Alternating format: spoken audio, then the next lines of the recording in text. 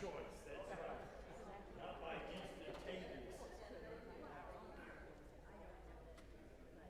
Any of these seats reserved?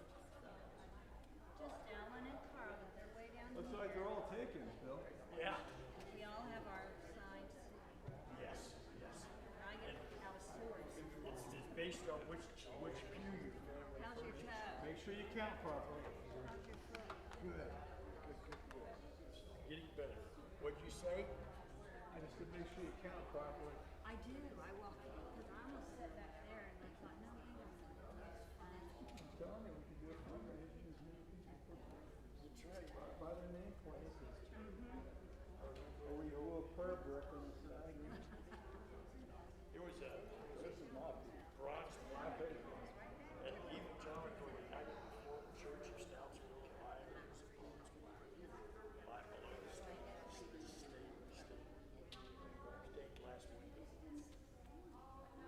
And it says what? Wait. And it says what? Oh, donated by some. I need to And that family would sit there. Yeah. The strangers would come in and they'd get in trouble.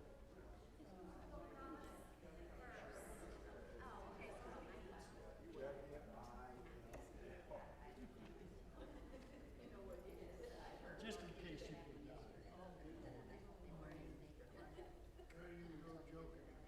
Yeah. No, did he say Joe? Hey, did you notice my permanent this way? We're never short on jokes. Never short on what? Jokes. Oh. Corn our comedian. Well, He's our senior comedian. it's needed. Has to be Just somebody. laughing and Has to be someone if he writes a joke. That's right. That's right. I can't ever figure out Well, whether right. I'm lighthearted or How are you? lightheaded. Good. Lightheaded, right? Would you hurry up and get in there so I know where to sit? Good morning. Good morning. So you can know where to say, well, I have to count, make sure, make sure Kathy's behind me. that's what I was telling Grant. Okay, y'all got to compare your mathematics. Listen, I'd be completely confused if somebody got my seat. I know when I came to Bible study Wednesday, someone had my parking spot and I about freaked out. I didn't recognize the car.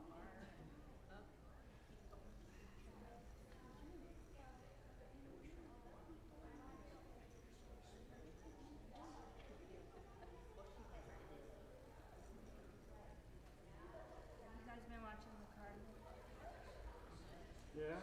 I watch every game. They're playing at 10:30 this morning. 10:30 this morning. Yeah. Well, they've been Now it's 11:30 11:30 in Pittsburgh. Pittsburgh, but still, you don't have very many Morning. Well, maybe it'll be over before they bowl it. They've got, no, Pittsburgh. They've got I looked at the lineup this morning, a designated hitter, Baker. Oh, they brought up the first baseman. That's the first baseman, Triple A. Oh, I didn't know. I forgot Lucan. Lucan, yes, I was trying to think of his first name and it's kind of like him. Yeah, he's a real big guy. Yeah, I know, he's They like said his 280 future is a pounds. DH. Yeah, that's what he's doing. Well, we gotta do something to spark. Something to spark. Come on, call.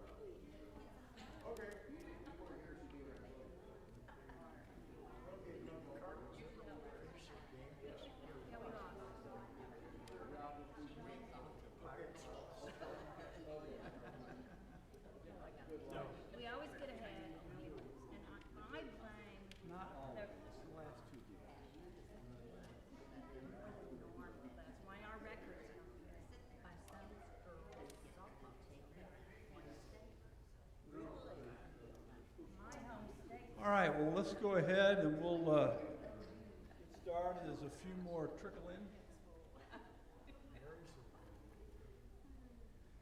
Last week we were looking at the dynamics that were going on kind of after the Civil War. And we were seeing that in the challenges that were going on was this disparity, or this growing disparity between kind of more the North and the South. And of course, after the war, the North just boomed, and a lot of growth, a lot of money, a lot of wages were going up, so on and so forth, in that period after the during and after the Reconstruction, after the war. And of course, that brought about huge changes in society. Now in the South, it wasn't doing it, certainly on that level. And there was lots of issues and problems, and a lot of blame going on, and so on and so forth. And so what we see in this back and forth that's going on between those in the Restoration movement that are more south and those north, is there's some very different things that are happening. And so in the north, they are embracing that prosperity, if you will, and it's being seen in their new buildings and so on and so forth, and a lot of different things. Well, in the South, it wasn't happening, certainly not like that. And so what's happening is you're getting these things that are happening, and they're kind of becoming theological arguments. And so we've been looking at Benjamin Franklin, and then in the north there's Isaac Errett, and we said that Franklin's journal, the American Christian Review, was very, very influential, and it's promoting kind of a certain understanding or point of view. Remember, Franklin came from a very poor background and really was poor most all his life, even though he's working in these ways. He did not have a lot of financial attainment. And so that he looks through things in that lens, and we've seen that in this back and forth, that's kind of coloring some of how he's approaching this. And thus why those in the north are responding kind of from that point of view. And so you're almost getting a social economic component into this understanding. And so as we ended last time, we were focusing on the Central Church of Christ, I believe it was, in Cincinnati, as kind of this focal point or symbolic of all this that's going on. And of course, Franklin had recalled 30 years earlier that the Cincinnati congregation that had met in a shop and did what they could to make it presentable with what they had to see 300 people, those were the good old days. In other words, that beginning, all those efforts and things. So here they were meeting in a shop and meeting together. Franklin thought when the disciples were a plain and unpretending people, wanted plain gospel preaching. When the Episcopalians in Cincinnati built a building for $100,000, Franklin recalled, we talked of it as an example of extravagance beyond all endurance, how things had changed. Ken? Franklin, he was in Tennessee, wasn't he? No, he was in Indiana. Indiana. But his review before the war had a lot of followers down south, and then when you had the war, after the war, they kind of rejected him, and that caused some issues. He goes, "Why come you're rejecting me?" And they go, "Us Southerners, we just need to be with ourselves for a while." And we discussed that kind of last week, and so it was very, very profound. And so amongst these struggles and the suffering and all these other things, you're seeing how can the brethren up there be spending, in this case, we saw last week, $140,000, which in those days was a lot of money. And so, now it's an air conditioner or two.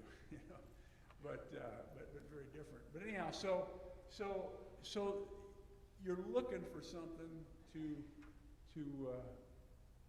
point to, or to kind of blame as to what the problem is. And so this elaborate construction of this church building, when we're here living in storefronts and cabins and little things and piecing together, and so that becomes a real point of contention. This expressed unhappiness was held by many like-minded believers who appreciated those who were leading the fight and expressed their angst in biblical language. In the last days in which perilous times have come, men being lovers of themselves, covetous, boasters and proud, blasphemers, etc., do we especially appreciate the worth and labors of that few whom the Lord has kindly permitted to remain ancient men. Now, what are they saying here? Okay, often what happens, and you know, there's this issue. It's very bothersome. You're thinking that you know there's something wrong here, and so what do people often do? Well, you got to be on the right side. Just think like in war. What happens? You demonize the enemy, and so you make them into monsters and this and that and all these kind of things, so that it makes it easier to go against them. Well, in a sense, what's happening here is that they're claiming this biblical language, this, you know, these horrible, terrible things, and they go, this must be them. And of course, we're the ones that are the ancient men. In other words, we're the good guys, they're the bad guys. And so, kind of dangerous doing that. Yet, that's often what's done in these big arguments. Even Robert Richardson, who remember was Campbell's physician, wrote the memoirs, had the battle with Tolbert Fanning over, you know, the spirit that we've talked about. Even Robert Richardson expressed concerns, but for different reasons. He agreed with Franklin's opposition to many of these things. Notice he was uncomfortable with these expenditures and all similar contrivances which minister to the flesh and not the spirit. The progressive response to Franklin was swift and revealed the great extent to which class differences now divided the fellowship. W.T. Moore complaints were typical. He focused on Franklin's, sorry, that should be capital, unpolished style and charged him with mean-spiritedness. Okay, so remember, in the north, you have more of what would become the disciples' congregations. In the south, you had more of what would eventually become churches of Christ. There is an economic disparity overall between what's going on in the north and what's going on in the south. And that's fueling some of this understanding. And so, what do you say? Oh, they're just giving in to their flesh. They're just wanting to be comfortable instead of spiritual, and so on and so forth. Those kind of arguments. And so, there's going to be pushback by those who are in the north. And so, Moore was one of the preachers that was up north, and he says, your last reply is a curious combination of ugly epithets, irrelevant subject matter, evasion of the real issue, uncharitable insinuations, bad grammar, and worse rhetoric. It is the dogmatic, vindictive spirit of your articles that make your attack so unworthy. Moore went on to charge that Franklin had not yet learned the first lessons of progress, namely that the world moves. While the gospel remains the same, wrote Moore, methods must change. This fact is so apparent, he insisted, even you ought to understand that. Younger men increasingly dismissed Franklin as an old fogey, a legalist, and an alarmist. And so again, just trying to illustrate the dynamics of what's happening here. You got a guy, Franklin, who was, you know, raised in poverty, served the Lord as he went, you know, did the things. You have a certain understanding of things. The people you've preached to have a certain understanding of things. And the brethren in the north have a different view. They're not coming from poverty, mainly. And so on and so forth. And so they're seeing things and doing some things different. And so we see this clash coming on, and they're cloaking it in theological terms, somewhat to justify it, but you're seeing generational comments there too. How many of us have heard those? How many of us have had that said to us? How many of us have said that to our, elders at the time? And so we see these many different things that are affecting some of this. And so, yes. Do you not think that because of Franklin's upbringing and being poor and not ever having very much, that envy could have been part of it as well, or not? What do you mean part of it? Well, instead of, him wanting to stick to the, the traditional and all that, maybe he was envious of not having the large buildings and. That may be part of it, but remember, as we looked at previously, that there was this understanding that kind of developed that there was this almost a righteousness in poverty by some, because that's who they were. And so, especially in the South, you had the aristocratic haves, and you had most everybody else, at least in those, I was for more middle class and all that. And so with those disparities, there's going to be, the point is that this isn't odd or strange. This is just, we've got to realize that we look through these lenses of our own experiences, of our own upbringings, of our own all this.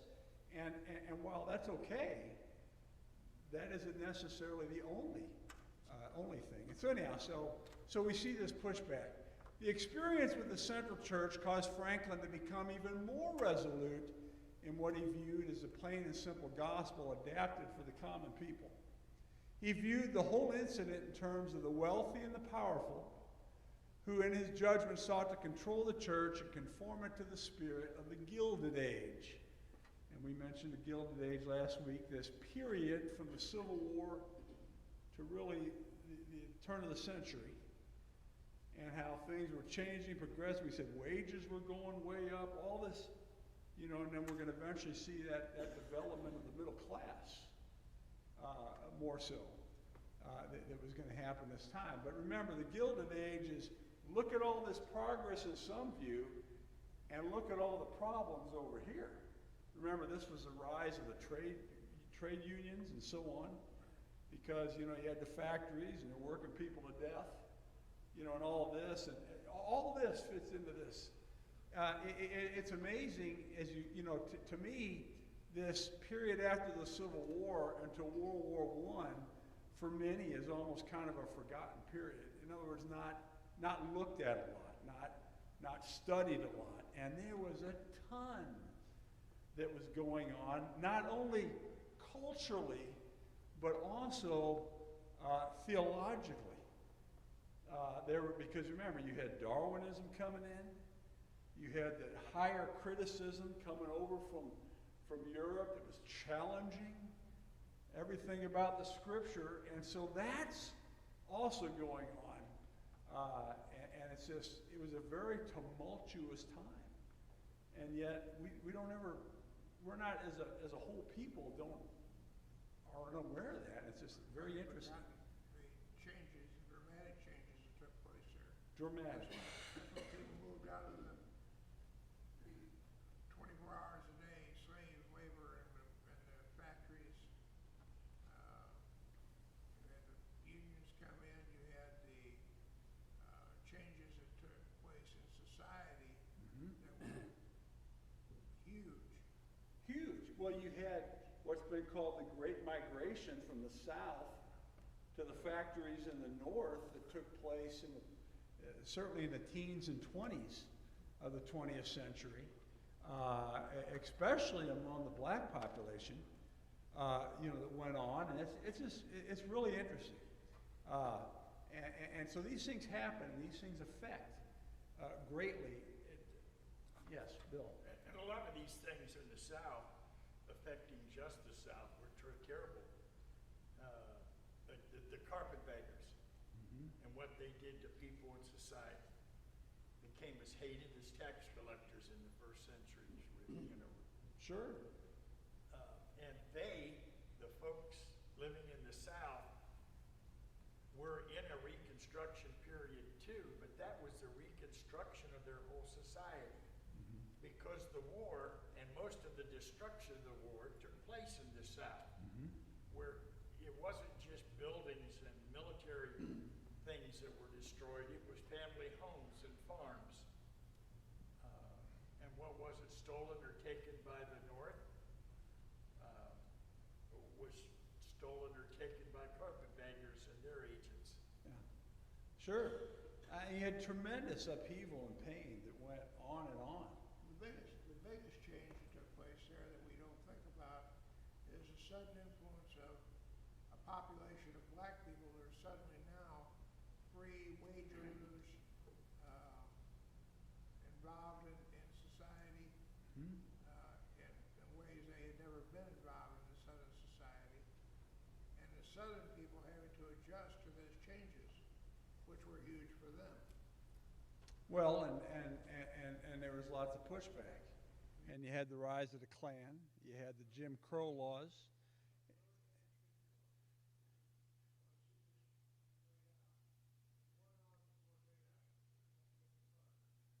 Okay.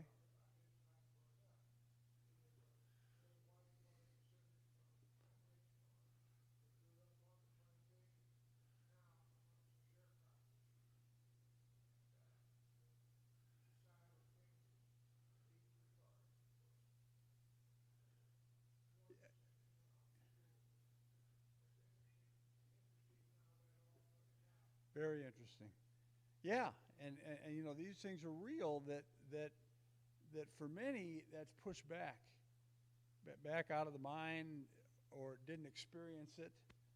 And so, you know, we usually tend to judge most things by our experiences, you know, and so it's just very interesting. But again, all these things are happening and influencing how, because, you know, the Christians are there in society. We're in the culture. We're affected, but we have opinions on these things too.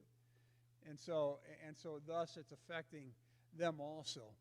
And so the question was asked last week, what does this mean? Well, I think as we've tried to apply is that, you know, can we see all these filters, experiences, personalities, preconceived ideas, social economic standing, etc., that can influence how we interpret anything, rightly, wrongly, or somewhere in between. It affects us. And it's significant that we have that awareness. Because if we think that isn't so, then we're just doomed. because it is so. And so that's why it's important that we be aware of that. Now, these difference in understanding things were manifested in issues. Okay, we're all familiar with issues. Over which emerging disciples of Christ and emerging churches of Christ routinely quarreled. Most notably, the legitimacy of instrumental music and worship, missionary societies, and in the minds of many, including Franklin, the legitimacy of church-related colleges and preachers. And we're going to get a little more into detail about that. But these issues simply reflected the far deeper issue of whether the spirit of the age would now triumph over the plain and simple gospel bequeathed to the plain and simple people in Alexander Campbell's Christian Baptist. And so, meaning those that were influenced by that and influenced their thinking. We've seen that Ben Franklin is often referred back to the Campbell's writings in the Christian Baptist as almost the lens in which we should judge everything in some of his quotes. And so we've got to understand that to understand the context of what's going on.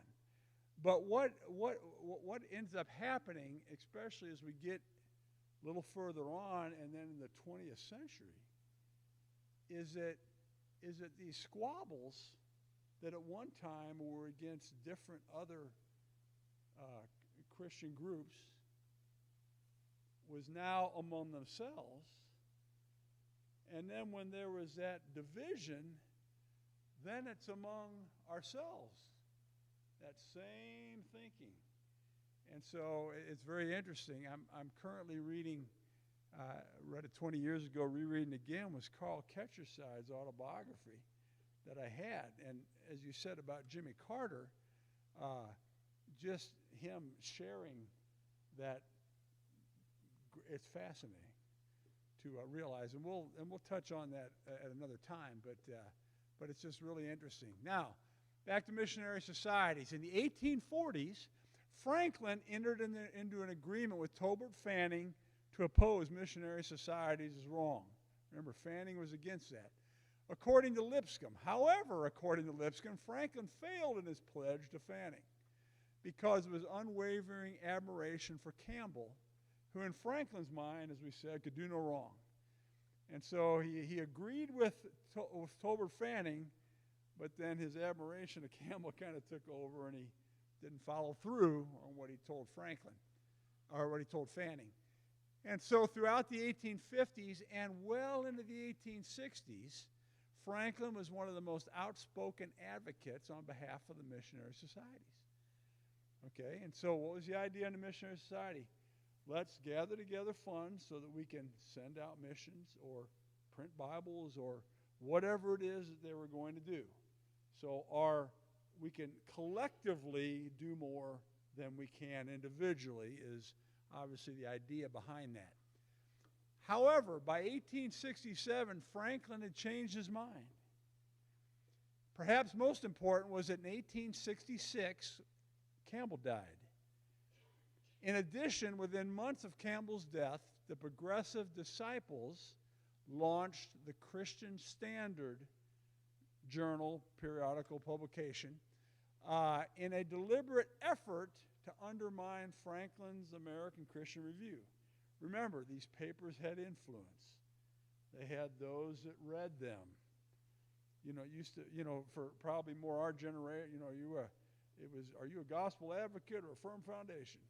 And there was others. Okay, and so there's this effort to counter those in the North, different way of thinking, have embraced all the growth, all the change. That post-millennial outlook that we talked a lot about was still more so in those in the North. And so Franklin stood in the forefront of the missionary society movement. With Campbell gone, Franklin saw clearly that it had not been apparent to him before, namely that the missionary societies would inevitably become centers of power that would undermine the democratic structure of the primitive church. And that's really the root of the opposition to missionary societies, that they're going to come in and tell us what to do and demand we give this and so on, and we're supposed to be autonomous. And so undue influence, that was at least a conceptual argument, and there was some reality to it too. Franklin connected his newfound opposition to the societies in his opposition to the Standard. Okay, so we're always looking something to point to as our focus of wrath, if you will, because of something. Who he charged was more interested in power than in service. It is not missionary work to which we are opposed, but empty plans, schemes, and organization after sectarian models. Okay, so you get all the loaded language, all the buzzwords he's throwing in there. Franklin praised the missionary men who either go into the field and work to contribute or to their substance to support those who go, and he noted that he did both. So he's not against sending out missionaries. Then he compared himself to the rival editor of the Standard. By implication, he said, we are not at home in a fine editorial chair with cigar or pipe in mouth, opening letters and telling others how to and where to work, but we are in the field.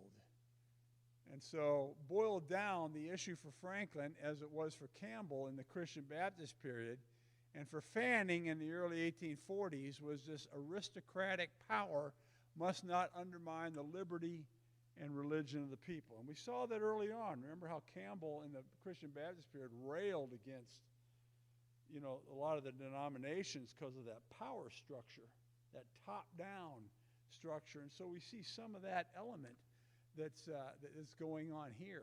And so he caricaturizes Eric.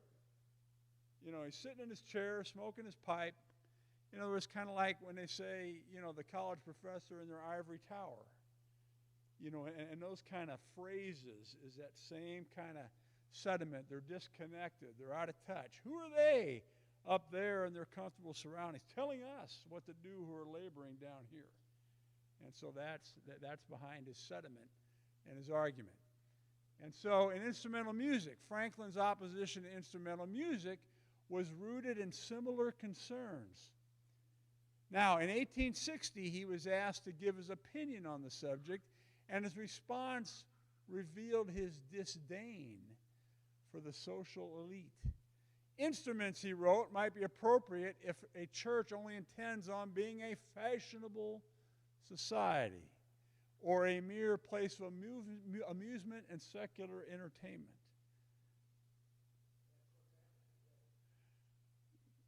Some would say so.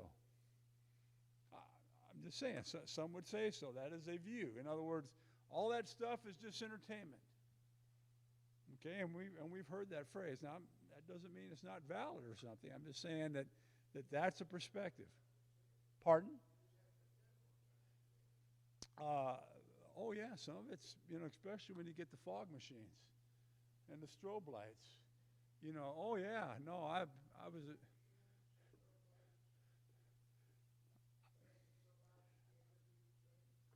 Yeah, where somehow the sonic vibrations is a greater spiritual experience. Yeah, many hold that. You know what? There's many that don't. As much as I don't disagree with you, that isn't my thing. Others do. I don't know why. I can't figure it out, but others do. But anyhow, but the point is so look what's going on. It's kind of a continuation of some of that built-in issues that are going on. And here's another thing, at least as far as he's looking at it. Okay, and look, this is 1860. This is when the instrumental music issue started developing. As far as in a very noticeable way. It wasn't early on. It wasn't, now, why wasn't there instruments early on? Well, this is backwoods country.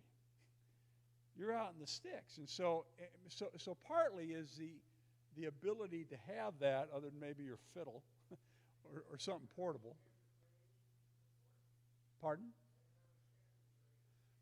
Well, clearly that's going to be the divide in the North and the South. That economic prosperity, they're able to, and down here, what are you thinking of? We barely got a roof over our head. So, meaning it plays into it. It plays it. Bill.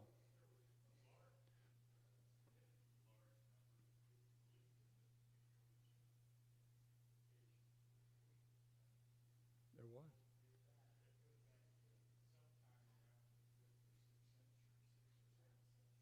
Yeah.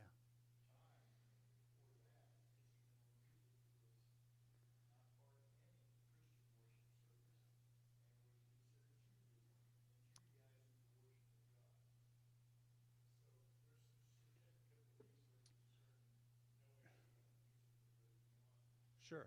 And I'm not meaning to imply otherwise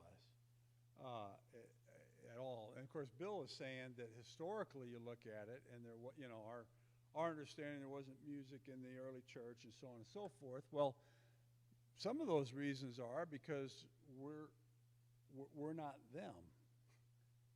Part of it, as you said, it was Judaism. It was more like the pagans used that a lot.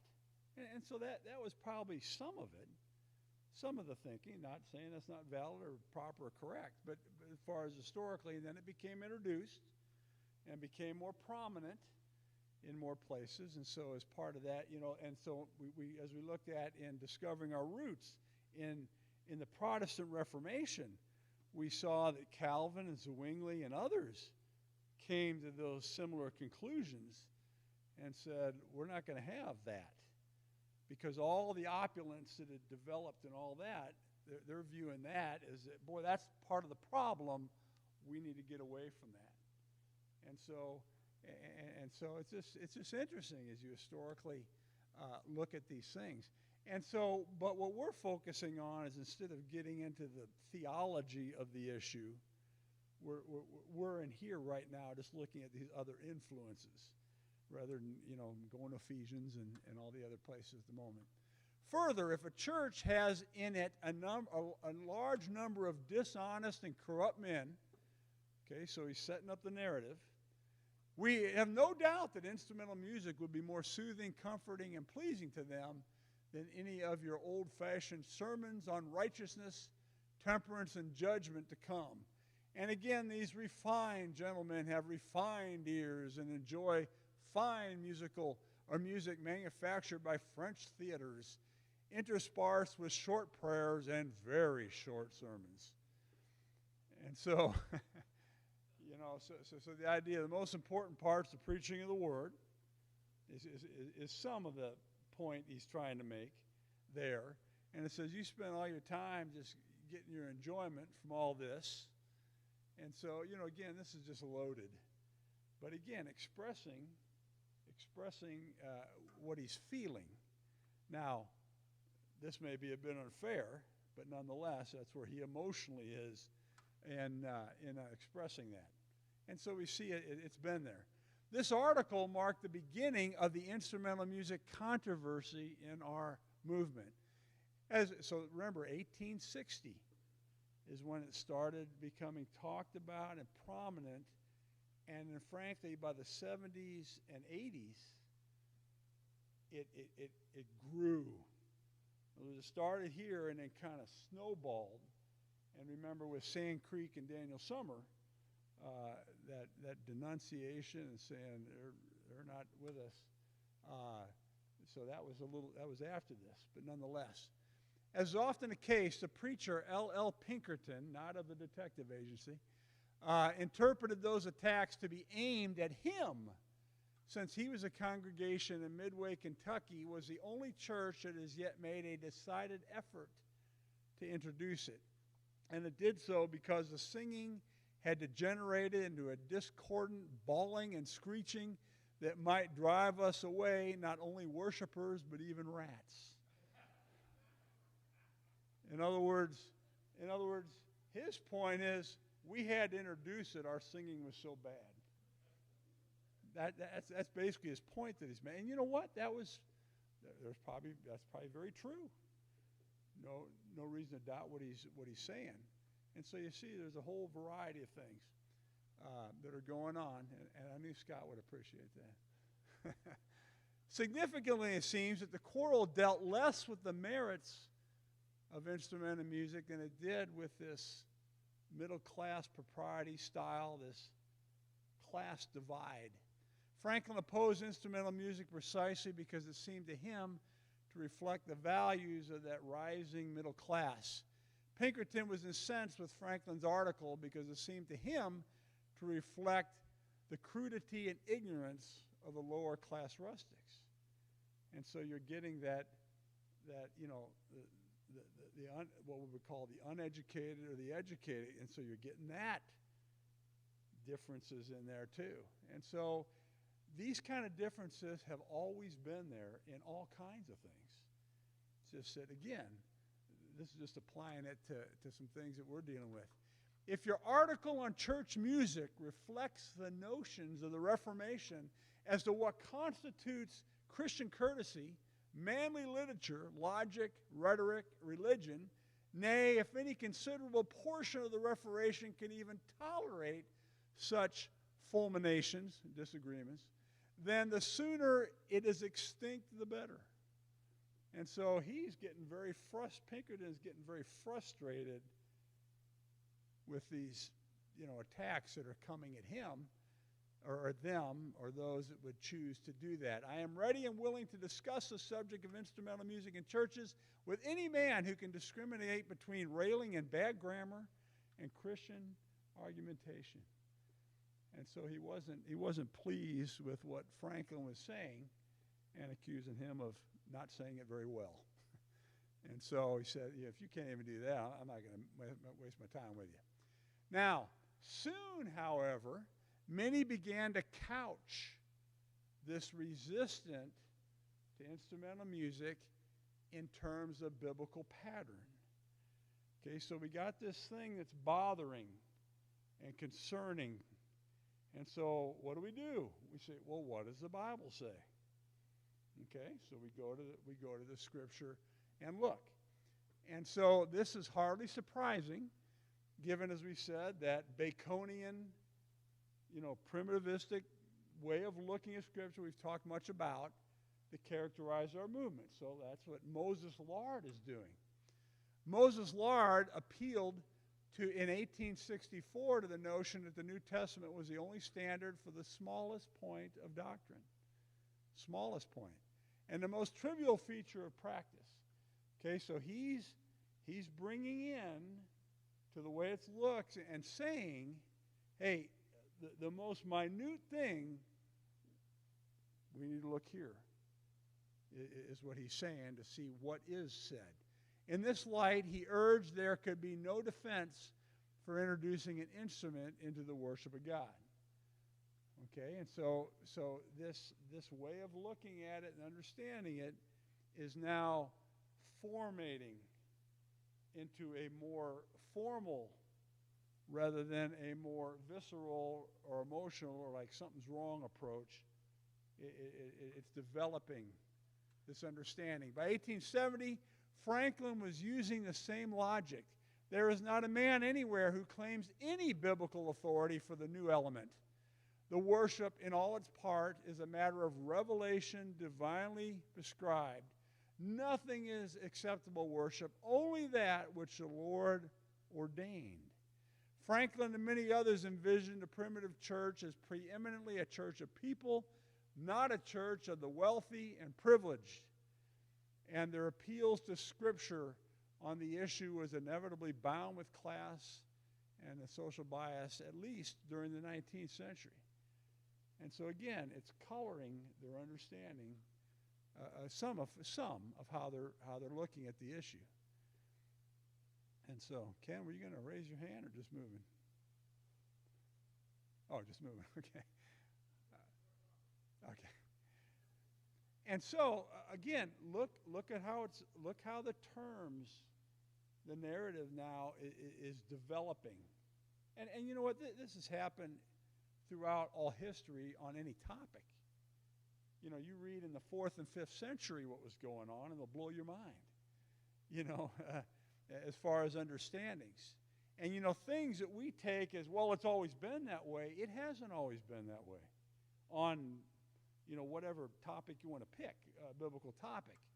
And so realizes it. And so this is where our argument and understanding on some of this was beginning to formally really come together and develop.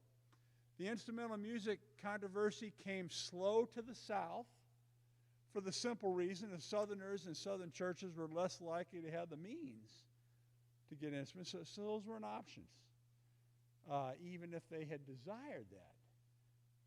But then, you start building this theology of like, hey, we don't want it. There's a problem. Okay? And again, not saying that can't be a valid position, but it's just saying how it develops. When the movement had been moving toward division for many years for a variety of reasons, it was the instrumental music controversy that did more than any other factor to bring division to a head. Fractures began slow at first during the 1870s and then at an accelerated rate in the 1880s and the 1890s. So it wasn't something that happened like this. It developed over time. Yes? Well, you had, okay. Okay. You had, there's kind of two points that they look to for separation, depending on what you're saying. That declaration or address and declaration address, it was opposite of what Thomas Campbell wrote it. But what happened in Sand Creek, Illinois, just kind of the middle of the state is where Sand Creek is. And so Daniel Summer was one who, remember, he was a protege of Franklin and would have a lot of impact into our century, into the 20th century. And so he wrote what was called this Sand Creek Declaration, or Declaration, whatever it was, where he advocated for formal division between the disciples and the churches of Christ. And that was, I believe, 1889. Now, what happened, the reason the 1906 figure comes about is that's from the government census. And there's somehow they're realizing there's this difference, and so it might have been a brother who had worked up in the census office or something and went to Lipscomb, because remember, he was one of the most well-known, certainly in the churches of Christ. And so they went to him as an authority or someone that would know, and he said, yes, that's taken place, and so that's where the 1906 figure comes about. Now, as with anything, it happens in bits and pieces over a period of time. While it's a big issue here, these people have no idea about it, hasn't affected them, and so on and so forth. That's just how things generally move and work. It isn't quick. And so we see it happen over decades. Okay? These divisions were often ugly, often splitting churches into two, and with all parties often acting in very unchristian ways. Thus, in those areas where there were multiple congregations, some at least were birthed in division. Elsewhere, especially in Tennessee, the Missionary Society controversy contributed to the rupture. But regardless of the particular cause in particular localities, the story of division played itself out in congregation after congregation throughout the country, to the point that in 1906, the census recognized two distinct groups. The controversy over instrumental music that Franklin sparked in 1860 ended up being a major factor. Not the only one, but certainly a major. Well, we'll have to stop there because Bernie has opened the door. And so we will talk about colleges and the located preacher as being big, and it's very interesting as we listen to those arguments. So thank you very much.